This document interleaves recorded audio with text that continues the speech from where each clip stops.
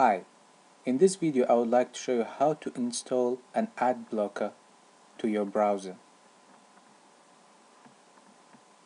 To begin with, you click on your browser, which in this case I'm using Google Chrome.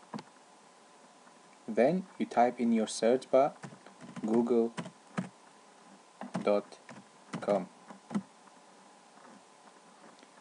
Then you type in Adblock Plus and you click search.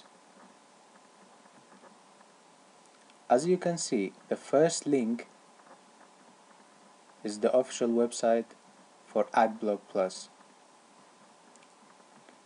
Now you can click on the first link for the Adblock Plus, or you can download it in the Chrome Web Store, which is the third link right here. Now we click on the first link.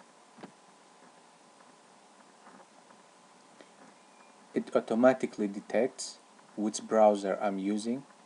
In this case it's Google Chrome.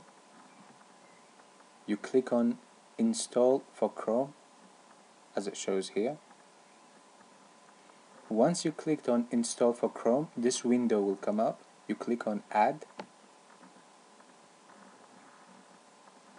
and there you go. Adblock Plus has been installed.